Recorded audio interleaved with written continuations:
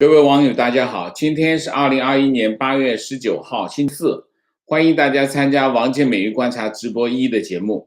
我们今天有3个主题：第一个，李克强到郑州兴师问罪；第二个，塔利班复国，中国护航；第三个是人民银行约谈恒大集团高层。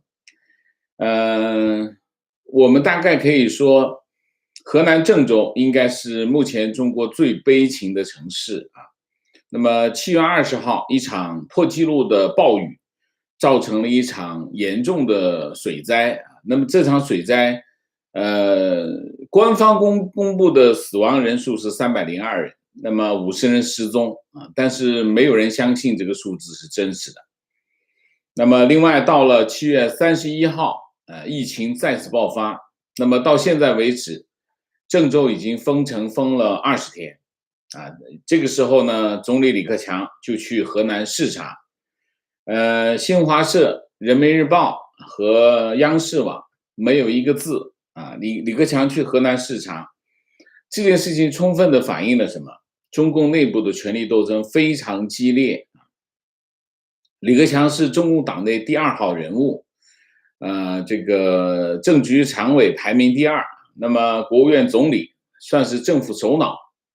权位很高啊，但他出行，他是18号出来啊，到了19号的晚上，新华社、人民日报、央视网都不报道。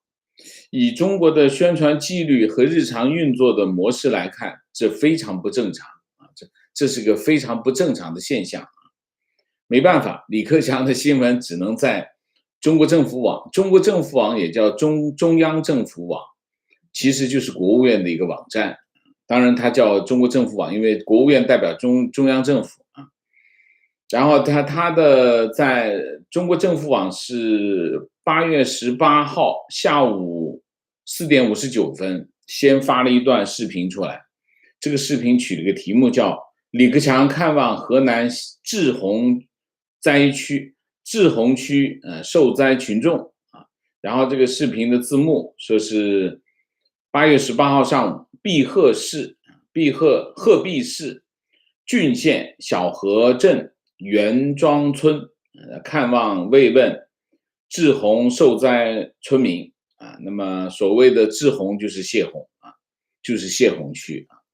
那么只要水库一开闸放水，那么水就跑到哪里去？就把这个找一个堤坝，把它挖开，这个地方后面就是泄洪区。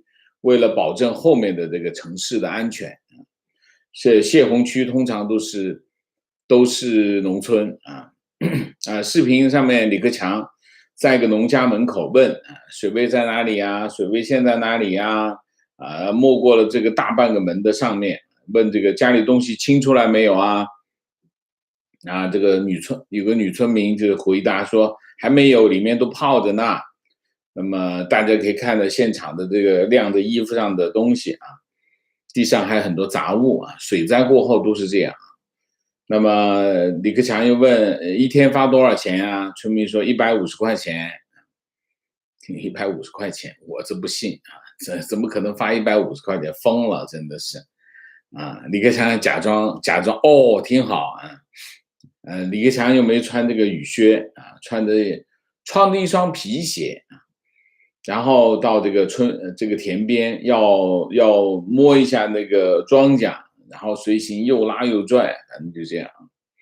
然后他就对几个村民讲：“你们这次遭了大灾，我们一直很关注你们的受灾情况，但是雨来得很快很急，退得又很慢。我们现在还有积水，党和政府要帮助你们，一起把家园建设好。你们在这个过程当中生活有困难。”我们已经动用了中央的预备费，就是要保证你们临时安置，基本生活有保障，1分钱不能少，而且要及时的发，直到你们战胜灾害，有完全自救能力为止。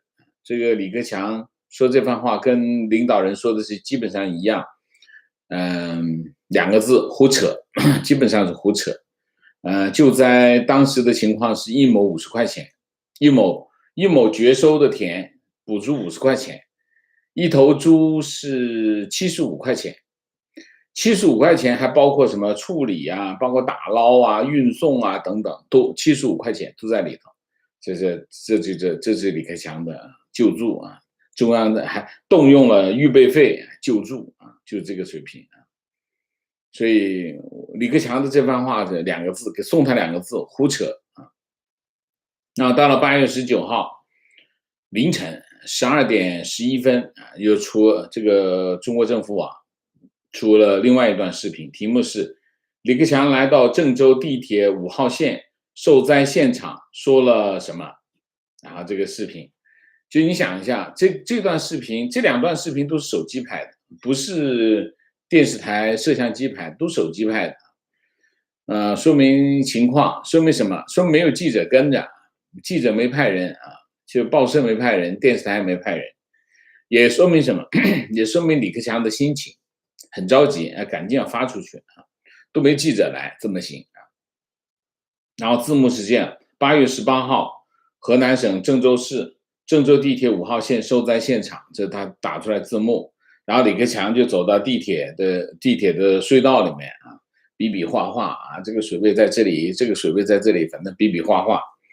然后最后他说了一段这次视察河南最重要的一段话，3点。第一点，向遇难者哀悼的同时，要痛定思痛，吸取教训，怎么能够做好？特别是要把城市里的里子工程摆在更突出的位置，这第一。第二，搞好里子工程，首先要搞好安全工程，所以建设的标准要吸取这次教训。他一直在讲教训啊，教训是什么？犯了错才有教训，你做得好叫经验，犯了错叫教训啊。要强化预警和应急疏散机制，这就是我们一再强调的啊。一旦有特大或者是极端的情况，预警情况，该停停，该关就关，生命至上，避险为要。讲的是什么？讲的是地铁你这么大的灾害，你还不停，搞死那么多人，就是骂他啊，这现场就直接就骂啊。第三，这件事情在全社会引起了很大的影响，国务院也成立了郑州720特大暴雨灾害调查组，要实事求是，把各方面情况调查清楚。与此同时，对失职、渎职的行为要追责问责，警醒后人，也要给社会一个交代，回应人民群众关切。这话说的非常重啊！领导说这种话，理论上有人要掉脑袋的啊！理论上应该有人掉脑袋。这个什么话？这基本上就是我为什么今天题目叫兴师问罪？这就是兴师问罪。话说的这个份上，就是兴师问罪。就是这次李克强到河南的主要目的就是兴师问罪，就是要把这段话讲出来的啊。那当然，这次河南郑州水灾处理的非常的烂。李克强去郑州视察，这个国务院的调查组还在郑州啊，还没有出结论，这就是大背景啊。李克强从头到尾在这次视察当中没有讲一句话。习近平出去视察，开座谈会，最后都开个座谈会，地方政府的书记、省长，这个各方面的官员都在，通常上来就讲啊，这个是我们这个某某某省啊，这个工作做得不错啊，这个党政府都干得挺好啊，我成绩予以肯定，通常都会讲一句这样的话，这是面上的话，但肯定要讲，不讲呢就是有问题啊，这是李克强从头到尾没有讲一句这个话，说这个河南省委省政府啊工作表现不错，值得肯定，成绩值得肯定，没有讲这个话，没有讲这个话是什么？就是工作有问题啊。然后他只提要求，提什么要求？配合调查组，把问题搞清楚，把问题搞清楚，要追责。其实核心是什么？核心是要追责啊。他这讲的，对失职、渎职行为要问责、追责，警醒后人，给社会一个交代，给回应人民群众关切啊。这个话说的非常的在理，而且没办法抵抗啊。那最后呢，中国政府网整理出来7条，就是这次李克强视察河南总共有7条稿子啊。第一条是18号，李克强看望河南滞洪区受灾群众。第二条是李克强来到郑州地铁5号线受灾现场说了什么。第三条是李克强来到河南卫辉市视察卫辉渭河决口第一段修复进展情况。第四段是李克强，这都19号，李克强郑州视察为何要看农贸市场，这都19号了。李克强走进郑州特大暴雨受灾现场受灾小区，关切询问还有什么困难。然后李克强视察郑州疾控中心，强调什么？最后一段就是李克强在河南视察，并主持召开灾后恢复重建专题会议。然后这条稿子呢，就讲了一段话，他这么说，他说8月18号至19号，总理李克强在河南省委书记楼阳生和省长王凯陪同下，在鹤壁、新乡、郑州视察，看望受灾群众，主持召开灾后恢复重建专题会议。在这个情况你看图片上来看这个鹤壁、新乡，这个楼阳生跟王凯都没有陪，只有这个李克强自己。到了郑州才看到这个楼阳生跟王凯出现不是不想陪，不是楼阳生说你不是我领导我不陪，不是这个意思，是不让陪是不让陪，自己先找地方去看完之后再让你来这当年最早这么干的是谁？最早这么干是朱镕基最爱喜欢这么干。去这个省你先不用陪我先去看一下，到底下看一下。其实看完以后，你再来吧。这地方政府在现在打鼓不知道怎么这个本来这个你一去，我安排好，你看到都是可控的我就知道这个汇报情况好汇报。结果你不让陪就我自己找地方去，在心里打鼓，吓得半死通常就是吓得够呛这里面有个特别，这一次呢有一个很特别的地方，什么地方楼阳生、王凯还有其他几个人照片里面我不知道能不能看出来。这个照片里面就有点特别，什么特别呢？就是楼阳生跟王凯呢都带着徽章，这个不知道什么鬼，是现在官场都这样，我不知道大家看不看得清楚。这个徽章是什么样子呢？就看不清，看得到吗？你看中间那个是李克强，有个人在那挥手，这个看得清楚看得清楚。楼阳生跟王凯还有几个当地的，应该是当地的，他们的衬衫上面都有一个红色的徽章，看不清楚是什么徽章。这让我想起了这个奥运会，东京奥运会，这个中国运动员不是带着徽章去领奖吗？跟这个是有关系的。这个是要干点啥，这是准备干点啥大家留意这件事情。就是他们都带着徽章，但是李克强没带，可见的是什么可见的是这不是中央的事儿是地方拍马屁陪李克强去的是王勇国务员，还有一个就是秘书长肖捷那么去年长江流域水灾情况跟今天有点像。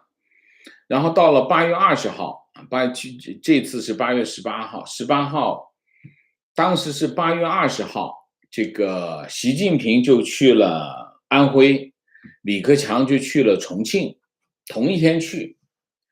这个人民日报、新华社、央视网都稀里哗啦去报这个习近平，李克强就一个字没报，第二天才报李克强，而且做得很小今年的情况呢，就是习近平还在北京待着，这个李克强就去了郑州，然后这个媒体也不报啊，媒体也不报。当然，这2次会议都是去年也是北戴河会议，那么结束之后发生了，那这次也是北戴河会议发生，不过去年跟今年的情况有很大的区别啊，区别很大，区别很大。第一个，我们昨天刚刚讲北戴河会议一开完，开什么会？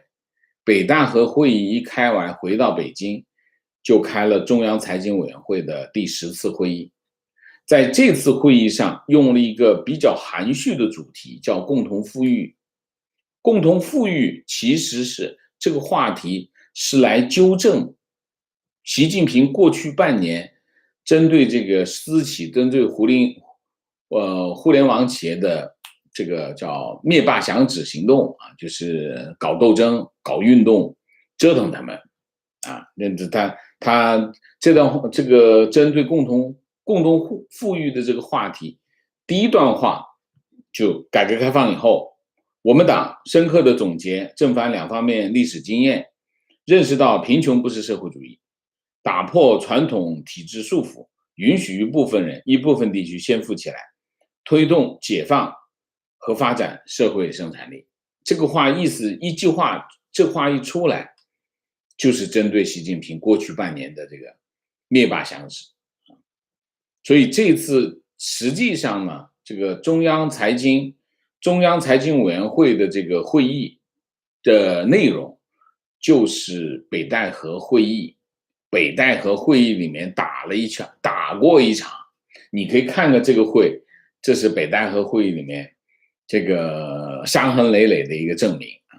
然后北戴河会议完了，就接的就是中央财经委员会的会议。中央财经委员会是17号开，17号一开完，李克强就直接就奔河南去了。这是一路下来啊，这是什么？这是李克强的反击啊！会议结束第2天，李克强去河南。河南省委书记楼阳生是2019年11月去了山西当书记，然后今年的6月2号才刚刚上任啊，就是这个座位还没坐暖和呢，就发生这个水灾啊，又发生水灾，又发生疫情啊。他是算是习近平的旧部，一直在浙江，是浙江干部，人称这个枝江新军啊。枝江新军是习近平的人帮这个浙江干部取的一个好听的名字啊，枝江嘛，浙江的名字叫枝江啊。那么还有消息说这个楼阳生呢，有可能在20大之后可能更进一步啊。那么另外呢，郑州的市委书记啊，徐立毅也是从浙江来，原来在宁波当水利局长啊，那么还是这个杭州大学地理系毕业的。那么这次水灾表现不佳，那么国务院调查组还在调查。这个李克强话里话外都是批评，没有一句话帮他们兜底啊，所以这2个书记够呛啊。从整个态势来看，李克强这一方呢，这个利用习近平的一系列的纰漏啊，进行反击。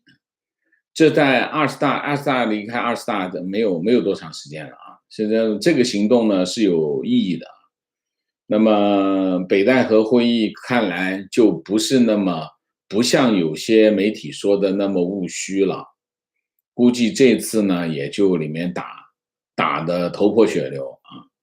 虽然这次北戴河会议一结束啊，就有媒体跑出来说习近平安了，这个20大没问题了，但我看是未必啊。从李克强的这2个动作，第一个中央财经委的这个动作，到了河南这个动作来看，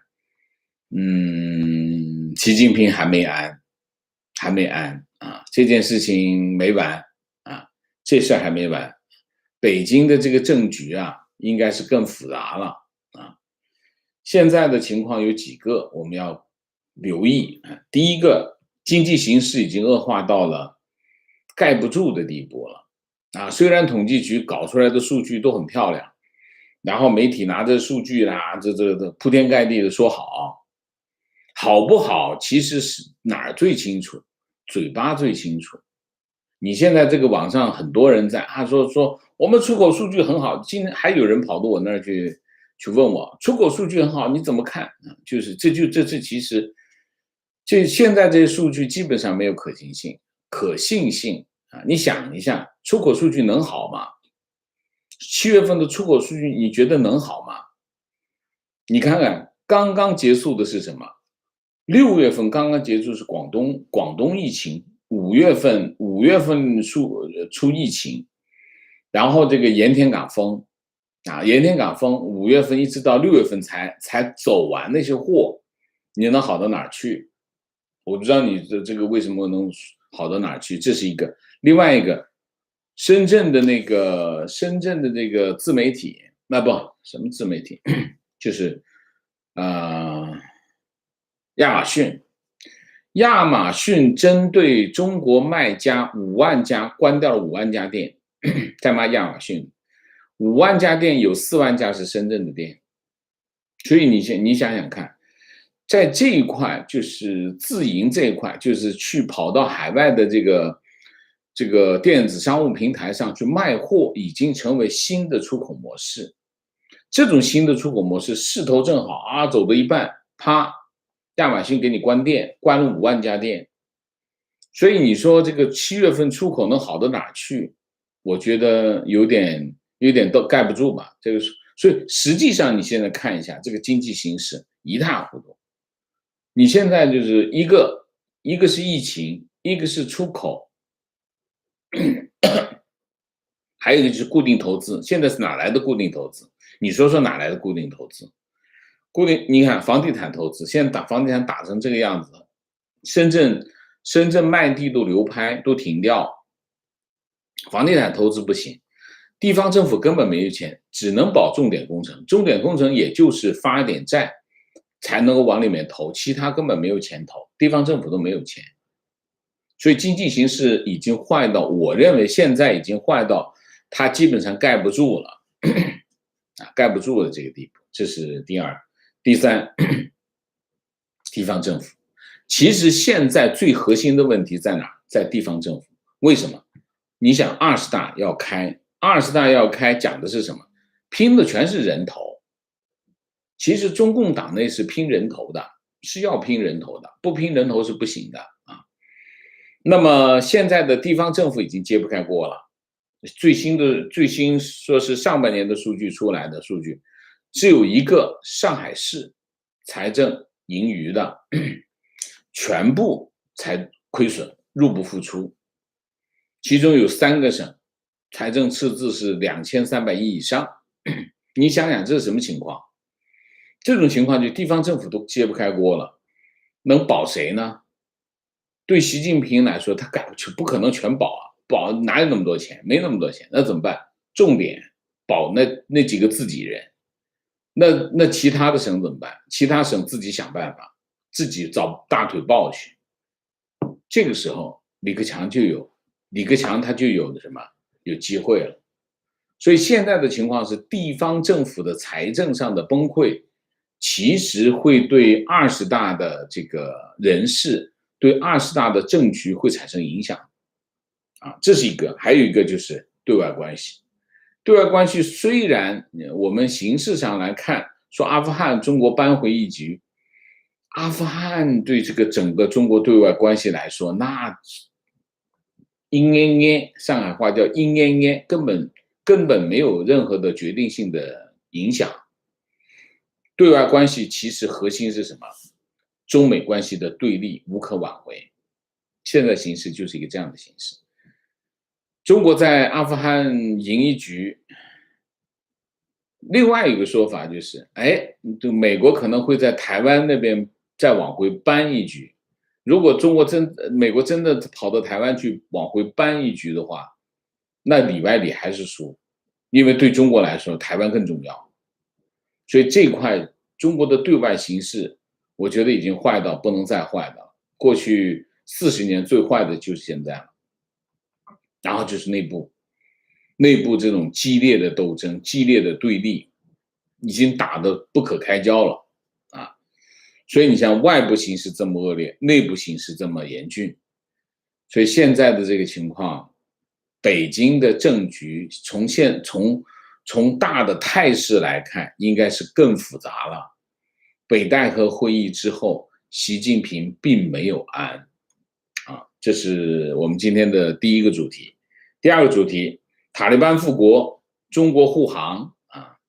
那么阿富汗塔利班宣布成立这个阿富汗伊斯兰酋长国啊。那么他上次他也是叫这个国号，那么宣布这个8月19号为独立日啊，纪念1919年8月19号阿富汗从英国独立，成为主权国家啊。那么阿富汗塔利班高级领导人叫哈希米说啊，新政府的体系很明确，就是将会成为一个符合伊斯兰教义的政教合一的政府，不是一般意义上的议会民主制。所以呢，在阿富汗东部的这个最大的城市贾拉拉巴德啊，一场这个独立日的集会，有人就挥舞这个阿富汗国旗，阿富汗国旗讲的是上一个国旗啊，然后塔利班就开枪，然后出现了踩踏事件，有人死亡啊，这就是塔利班承诺的和平啊，和平就是一个这样的啊。然后这个首都喀布尔的民众就对这个 BBC 说，他说说大家都假装生活正常，其实并不是这样。他说我每次出门啊，我骨子里都在发抖，都在害怕。为什么？塔利班恶魔统治的世界，那当然害怕。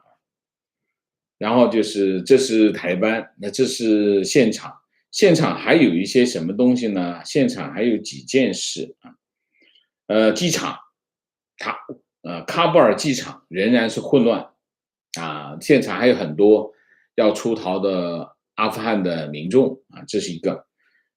然后这个塔利班就跟这个老百姓说，你们不要去机场啦，那里还死了人啊，很乱呐，等等啊，就这样。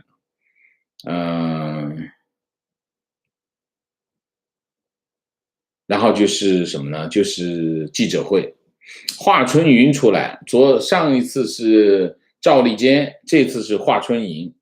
华春莹呢就出来护航。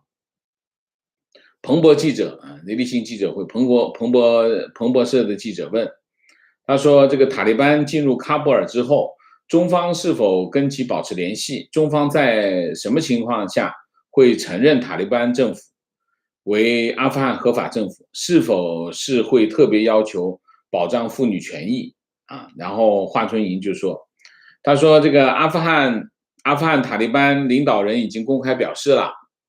就公开表示就是当有的了啊。阿富汗阿塔就是简称阿富汗塔利班啊，他现在就故意不讲塔利班臭名昭著，他就简称叫阿塔。阿塔要解决人民面临的问题，满足人民的愿望，致力于构建开放包容的伊斯兰政府。听见没有？开放包容的伊斯兰政府。伊斯兰政府就肯定不是开放包容，开放包容就一定不是政教合一的伊斯兰政府。别人都讲得很清楚，符合伊斯兰教义的政教合一的政府，怎么可能开放包容？所以中共讲话，他真的是把事情翻过来讲的啊，他非常的无耻，就是撒谎啊，而且不眨眼的撒谎啊。并表示阿塔致力于人人平等，消除歧视啊，这都是你看，这都是消除歧视，你疯了，你都不让妇女出来工作，不让妇女在没有陪伴之下，这不是歧视好吗？这是什么？这是镇压啊！已经宣布赦免前政府工作人员，并将保障妇女言论自由就业和接受教育等权益。阿塔发言人表示，将采取负责任的行动保护阿人和阿外国使团安全。巴拉巴拉巴拉。我们也注意到，什么其他国家不少国际媒体肯定当前阿塔进入喀布尔后的各方面的表现。他不说他自己，他说别人啊，他说别人在肯定他的表现。他说认为阿塔目前的做法是良好的、积极的、务实的。尽管阿富汗局势还没有彻底明朗，但认为塔利班不会重演过去的历史。如今的塔利班比上次执政时期更加清醒和理性。他说我注意到有些人反复强调他们对阿塔的不信任。我想说的是，世界上没有任何事物是一成不变的。我们主张用全面、联系的、发展的辩证思维来认识、看待和处理问题。不要看过去怎么样，也要看现在。不仅要看过去怎么样，也要看现在怎么样。不仅听其言，也要观其行。如果不能与时俱进，而是抱守固定思维，无视形势发展，这就是刻舟求剑，就不会得到符合实际的结论。这就是中共的对塔利班政权的态度，就是帮着塔利班洗刷刷，帮他洗干净。一是沾满了鲜血的恐怖组织。这不是我说的，这是联合国说的。联合国就定性塔利班是个恐怖组织。基本上所有正常的国家都知道塔利班是个恐怖组织，他干尽了丧尽天良的坏事。中共华春莹把它说成什么？说成跟以前不一样了。塔利班自己讲得很清楚，塔利班发言人自己讲的，他这么说他说如果你问的是意识形态，我们没有任何改变，我们一直坚持原先的意识形态，但是和以往的塔利班相比，我们经验不同了，我们专业性也变了，我们的军队也不同了。这是塔利班发言人讲的是真的吗？我觉得他是真的。大家知道，一个恐怖组织，它的意识形态没有变，它只是更专业、更有经验、更有专业的军队的时候，这件事情你觉得有什么改变？是不是这个事情变得更吓人了？对呀，这个事情就更坏了。这件事情在谁身上看得最清楚？在中共身上看得最清楚。中共原来在流寇的时候，他对中国人民的伤害没那么大当他变成什么？变成专业的，变成有经验的，变成有专业的军队的时候，甚至他变成一个国家的时候，他对中国人民的伤害就变成有组织、有系统的了。这就发生在中共的身上，现在发生在塔利班的身上。然后呢，这个塔利班阿富汗当地的华人说塔利班身份很高的人，接见了在阿富汗的中国商人，然后塔利班还跑到阿富汗的中国城里面问中国商人需不需要安全人员的保护。中国和塔利班已经勾结在一起了，这是表态，这是表态。那么阿富汗现在的情况是什么？就是8月15号，很多商家已经开门营业了，然后这个银行和政府办公室仍然关闭公共场合女性越来越少，看不大到女性了。然后街上你可以看到这个塔利班武装成员在巡逻，有的开着车，有的徒步电视台不再播出音乐节目和电影，然后就是基本上就这样。我现在看到一个资料，什么资料呢？就是2020年2月29号，这个塔利班和美国签署的和平协议那么这个和平协议基本上是4条第一条，防止任何人、任何团体和个人利用阿富汗国土危害美国及其盟国的安全保障和实施机制。2，所有外国部队撤离阿富汗的保障、实施机制和时间表。第三，在国际社会的见证下，发布保障外国军队完全撤离的时间表的公告，在国际社会的关注下，保证并宣布禁止利用阿富汗国土危害美国和盟国安全。那么第四，永久性全面停火将提上阿富汗内部对话谈判议程。就四个内容，四个内容简单来说就是两件事。第一个，美国撤军；第二个，阿富汗塔利班宣布我不会侵犯美国的利益，不会伤害美国的利益。搞笑嘛，非常搞笑。一个恐怖组织向一个国家承诺说我不会伤害你的利益，然后这个国家就说我撤军，这不神经病吗？这是个非常可笑的和平协议，这叫和平协议，你撤就撤嘛，你怎么跟一个恐怖组织签一个这样的这个和平协议呢？啊，这是什么情况？这个很烂，这件事情非常烂。你撤就撤嘛，你跟他签什么？他怎么能保障你什么东西？让塔利班保障你的安全，这我觉得太 low 了啊！我们第三个主题是人行，就是人民银行的官网。2021年8月19日，人民银行银保监会相关部门的负责同志约谈恒大集团高管。人民银行银保监会指出，恒大集团作为房地产行业的头部企业，必须认真落实中央关于房地产市场平稳健康发展的战略部署，努力保持经营稳定，积极化解债务风险，维护房地产市场和金融稳定，依法依规做好重大事项真实信息披露，不传播并及时澄清不实信息啊。那么最近就是两件事情啊，第一件事情就关于这个恒大地产就是许家印不再担任恒大地产董事长这件事情。那么从国内到海外，主要是海外的误读是很多的啊。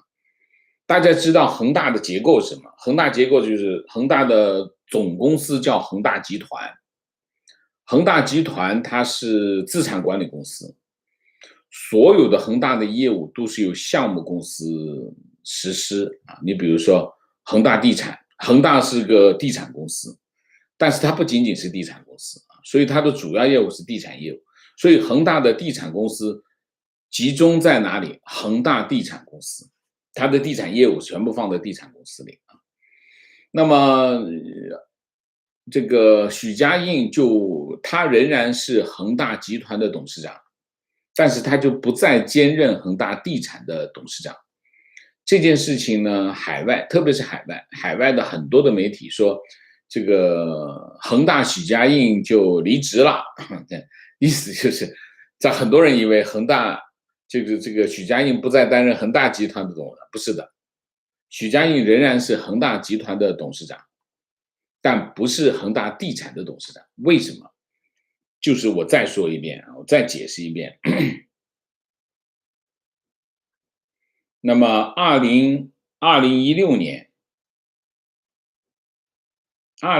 年，恒大开始考虑一件事情，就是把恒大的地产业务，恒大集团有很多业务，它甚至有这个足球俱乐部啊，还有汽车业务，有健康业务，很多，它做很多业务啊，甚至它卖水，纯净水都卖。所以恒大集团下面很多的业务，其中它是准备把恒大的地产业务上市。上市的办法是什么？上市的办法就找这个深圳这个深圳市政府，深圳市政府下面有一家上市公司叫深深房，深深房的母公司是两家它的深圳国资委的公司持有深深房的公司。那许家印就说，哎，我呢就把总部搬到深圳去，那给面子吧，那深圳不是搞总部经济嘛，我捧你的场。不过呢，条件是什么呢？条件是我呢就借这个深深房的壳，把深圳地产的业务把这个恒大地产的业务装到深深房里面。做法是什么呢？做法是，深深房呢收购恒大地产，恒大集团去收购深深房，这样的话一重组之后呢，恒大地产就变成这个深深房的这个控股公司，那么深深房里面的恒大地产的所有的业务去装到哪里？装到深深房里面，那么就把深深房改名叫恒大地产，就是一个这样的想法。这样的话，深圳市政府又是这个恒大地产的这个股东，然后恒大集团是它的控股公司，就是一个这样的想法。所以呢，2017年呢，他原来的董事长叫赵长龙，赵长龙就做董事。那么这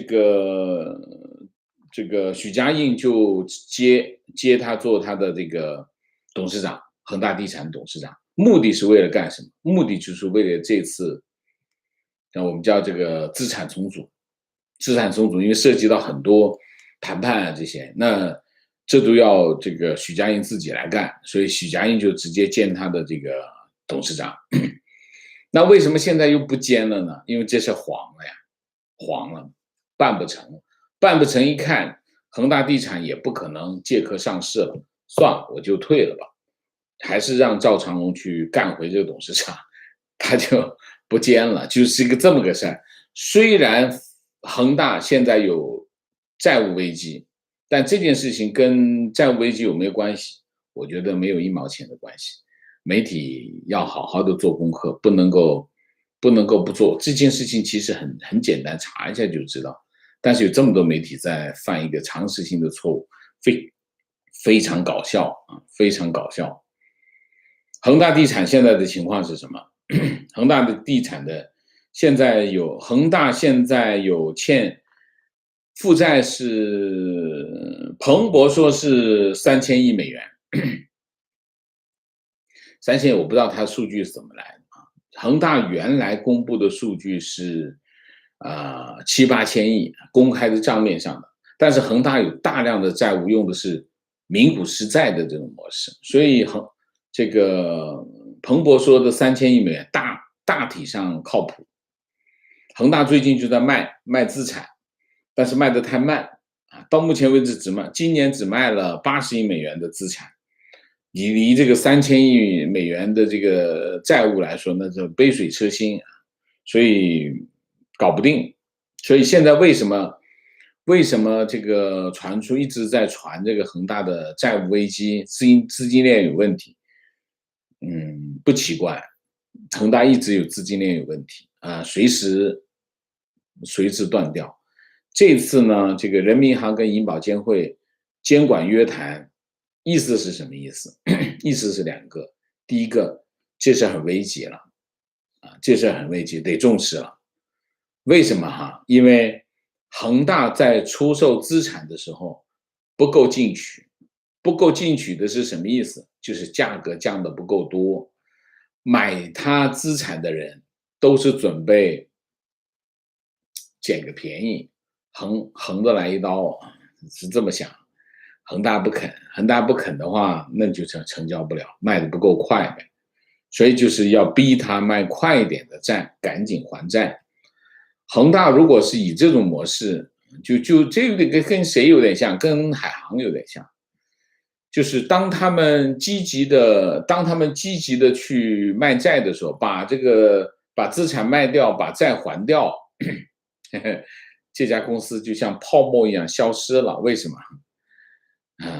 因为它很多时候它的资产是虚空的资产，不值那么多钱，所以账面上看，这个净资产这么多，这负债是这么多，这还是有差别，还是有净资产的嘛？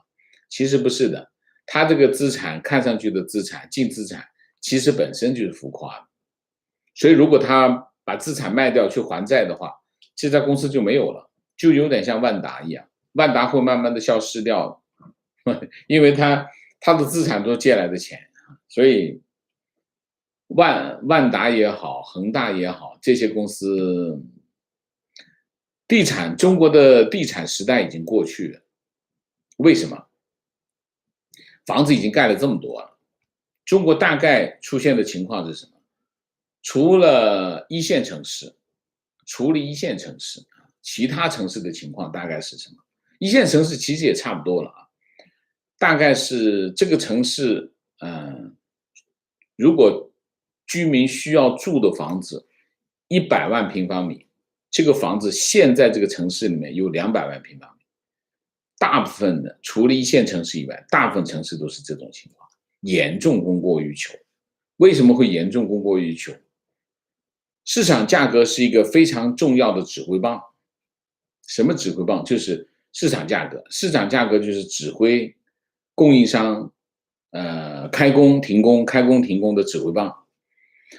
价格往上走，这个制造商就开足马力生产。这件事情发生了多长时间？20年到30年的时间。过去20-30年当中，价格一直是往上，所以呢，所有的开发商都在盖房子，一直在盖房子，连节假日都不停的在盖房子，盖了20-30年，可能不供过于求吗？一定是供过于求，而且不仅仅是供过于求，是严重供过于求。所以呢，当房地产严重供过于求的时候，意味着什么？开发商的资产就会贬值，因为他手上握的这些土地也好，他正在盖的房子呀就不值钱了，就这个道理。所以房地产的时代已经永远的结束了，在中国，北上广深这4个城市情况不一样，为什么？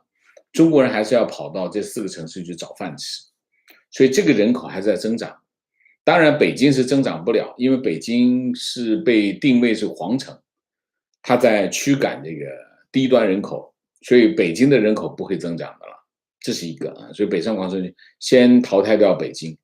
上海呢已经是特大城市里面的特大城市，所以中央给上海的定位就是，要涨也只能小的涨一点点，所以上海的城市涨幅是有限的了。所以上海会微涨啊，1年加个1-2万有可能，但是再往上涨的可能空间不大，因为它已经是中国最大的城市，它大到这个级别。那剩下的是什么？广州和深圳。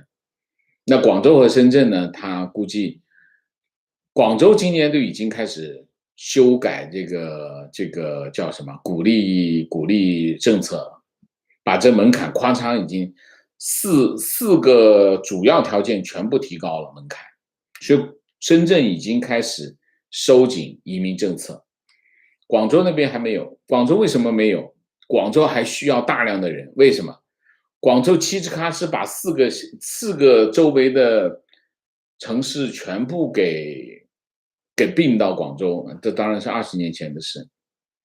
结果广州的面积实在太大了，广州不把这个面积摊到这么大，它没办法跟深圳抗衡，因为它的 GDP 那个时候已经不如深圳。但是呢，它不能差距太大，它是个省会城市，它是广东省经济版图里面的另外一级啊，那怎么办？多圈点地进来吧，把这个各个郊县全部圈进来，一口气圈了7个不是6个，忘记了。那结果是什么呢？结果一下子把广州这个 GDP 的含金量一下子谈薄了，因为城市一下变大了嘛。所以你看广州的房价，你看广州平均房价，你根本不知道广州的房地产市场是什么情况，完全看不出来。你想一会儿也是增城，一会儿又是番禺，一会儿又是天河，你这完全不是同一个业态，不是同一个形态的城市。那怎么办呢？那他就想办法摊薄的要把它再变厚，那就有点难度了。所以要增加人口。广州现在还在大量的吸引移民，这是广州。所以最积极的人口政策应该是广州。好吧，我们扯远了。好吧，那我们今天第3个主题就讲完了。我们下面进入互动。进入互动之前，温馨提示，请大家点赞，请新来的网友订阅，请大家加入我们的会员，支持我们做更好的节目。进入互动之后，请大家不要聊天，4个情况、问题、观点、情绪啊。明谢、刘玲，谢谢狗蛋，谢谢我今天再推广一下 Patreon。昨天又几个网友问我 Patreon 是什么？大家去我们视频下方的这个说明区里面会有 Patreon 的链接，大家可以去 Patreon 订阅。那么加入我们 Patreon 的会员。Patreon 有2个好处，第一个好处是什么？没有广告，但是你要给钱。那么这是一个，就是有一些网友，他想安静的、不受打扰的把我们的视频看完，这种网友是可以加入我们的 Patreon 的会员这是第一个，就可以很顺畅的从头到尾看完，因为它是没有广告，它是会员制。另外一个情况呢，就是 Patreon 呢，我们有一个针对中国大陆的一个产品，它是一个音频。那么你可以用音频软件去听我们这个视频的声音但是看不到图像，这个是不需要翻墙到目前为止中国还没有封它。没有封它呢，就是你可以通过这个去听音频，那么可以帮助一些在国内有亲戚朋友想让国内听我的节目，那你可以订一个这样的产品。订一个这样的产品呢，就可以他们把这个链接拿到之后呢，他们就自动更新的，就是每天的节目他都会收到新的这个音频节目，就可以听，不用翻墙这2个产品。其他当然核心的问题是什么？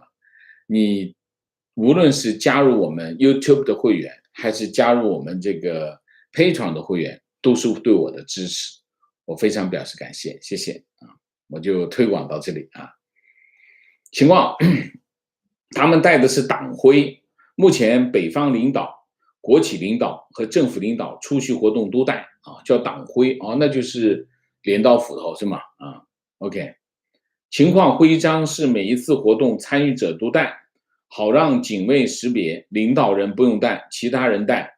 每次活动徽章不一样，我也曾经参与过。OK。情况现在国内所有的党员都要带党徽已经好几年了。OK， 观点：团派不少大佬支持李克强，利用河南水灾打击习当局部分官员。总理对国内的种种乱局，哪怕是演戏，也表现得非常焦急忧虑。观点：中国从秦朝开始就没有地方官了，县官以上都是中央委派。其实叫中央官，选举最大的价值在于选举地方官，只要实现地方官普选，对于集权独裁是一种制衡。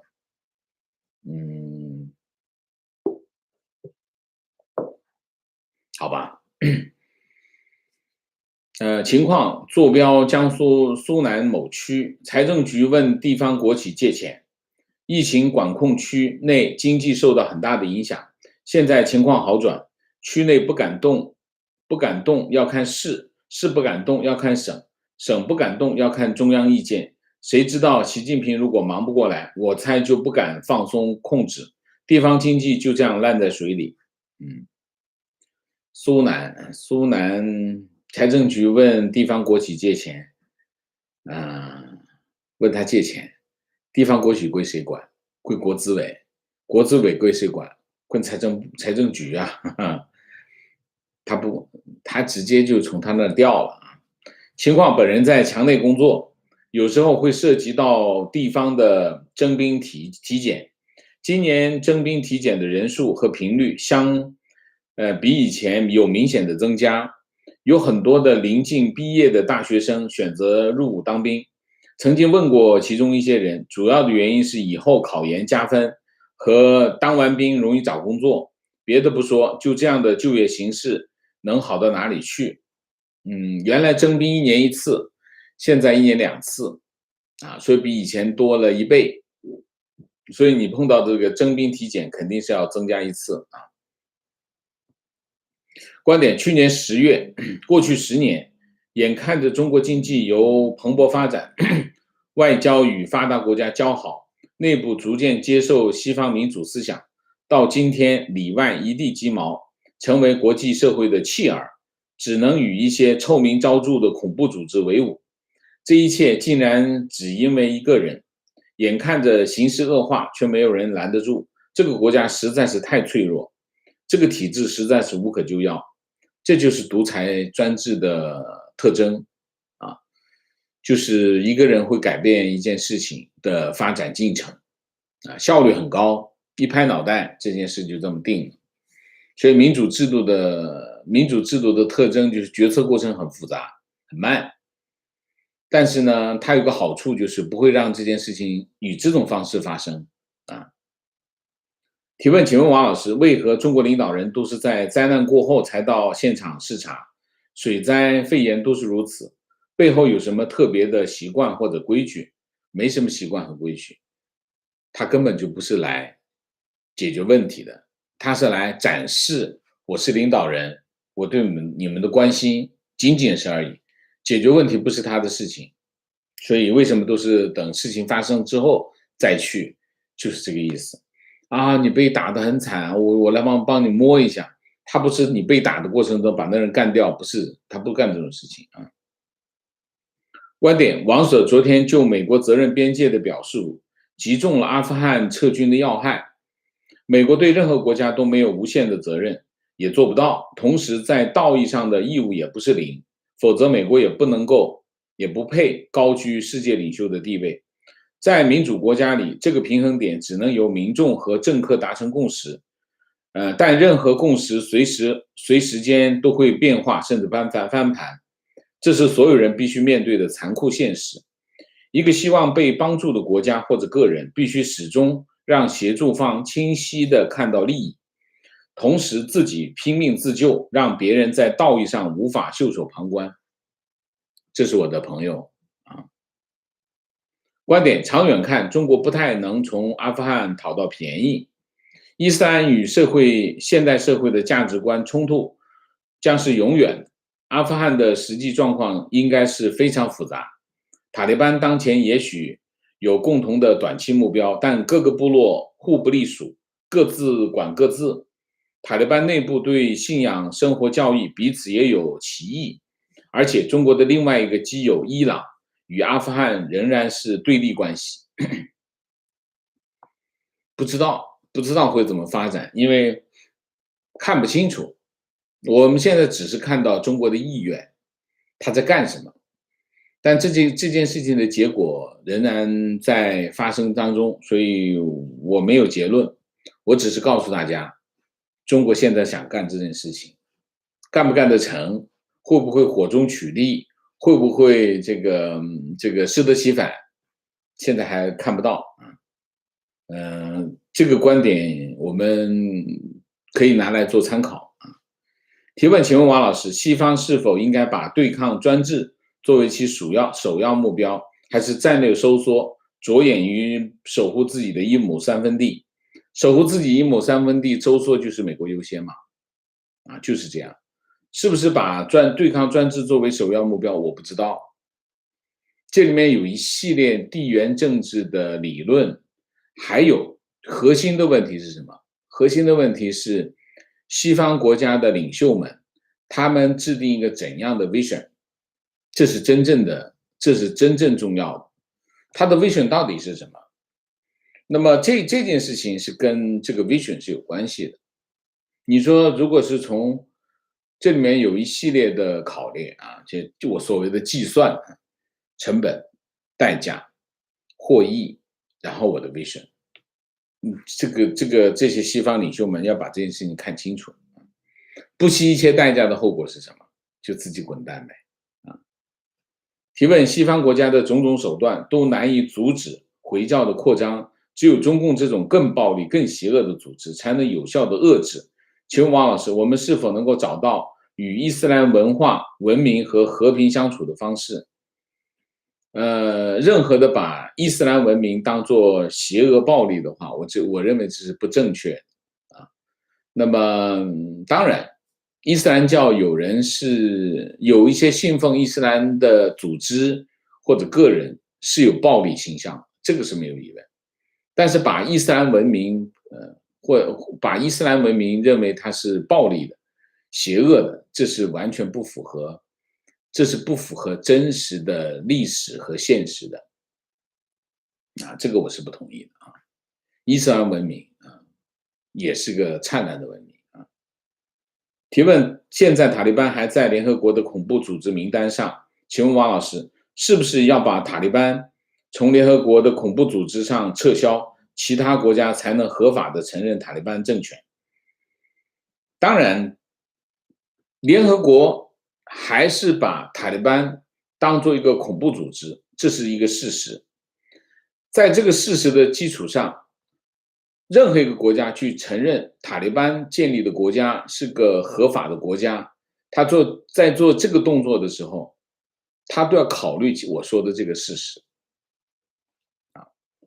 那么，联合国要把塔利班从这个恐怖组织名单上拿下来，他要经过一个程序，这个程序没有发生，我不知道谁会推动这个程序，但是这个程序肯定是没有发生。所以塔利班我们可以合法的说，塔利班就是个恐怖组织，因为联合国是这么认定，这是一个有合法陈述的一个说法。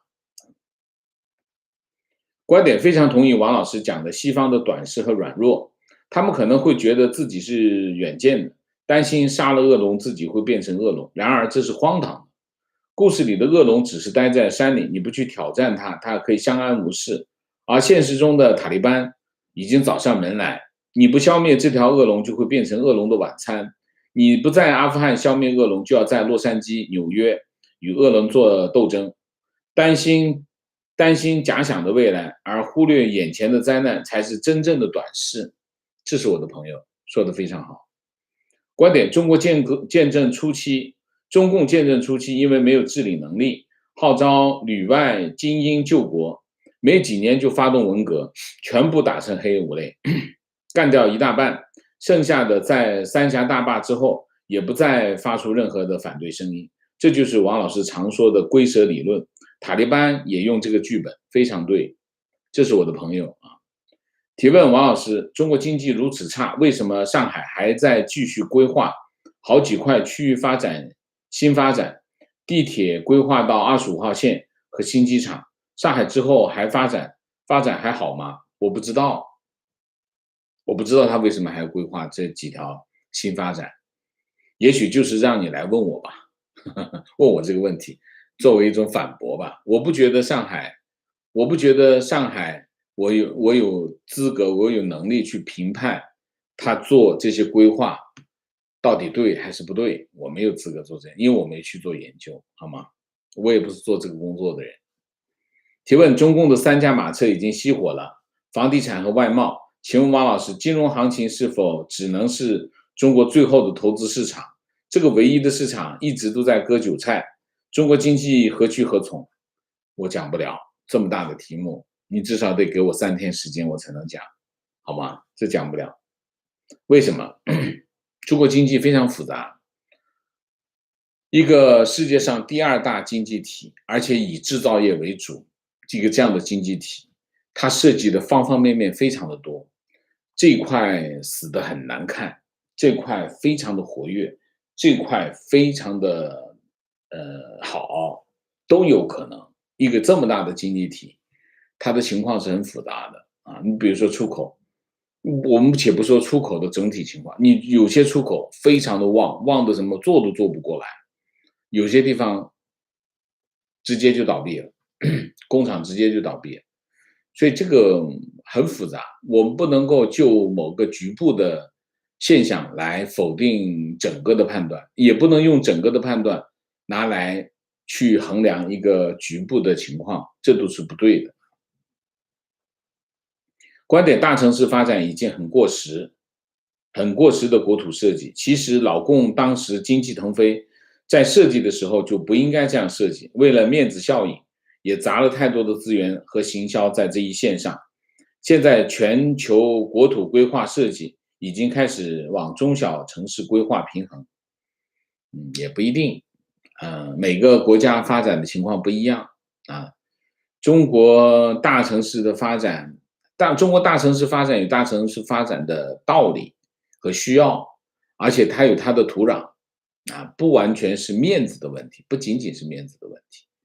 还有里子啊，面子我经常讲过，很多人讲中共天天讲面子，不是的，在中国面子就是里子没有面子里子也没有了你没有面子里子。我举个很简单的例子，这个人为什么要开一辆宾利上下班，开着宾利很威风，花很多的钱。他公司其实没多大，但是他就要开辆宾利啊？为什么？告诉大家我很有钱，我很有钱，很有实力啊！我跟人借钱的时候，别人愿意借给我；我跟人赊账的时候，我至少可以多赊点账，我生意能做更多的生意。你以为这是面子吗？不是的，这是里子啊！所以不要以为中国只有面子，不是的。观点：独裁政权是从根本上与专业学术相背离，尤其是在广大国土上的独裁政权，人治更可怕。在北京的共同富裕传到3线城市之后，就变成打土豪分田地。我不觉得这次是打土豪分田地，打土豪分田地肯定是个误读，对这个文件的误读啊。为什么？我比较懂这个问题，我比较懂。好吧，那我们今天的节目就到这里，感谢大家的参与，我们下一个节目再见。再见之前，请大家点赞，请新来的网友订阅，请大家加入我们的会员，支持我们做更好的节目，做更好的自己。谢谢大家，谢谢。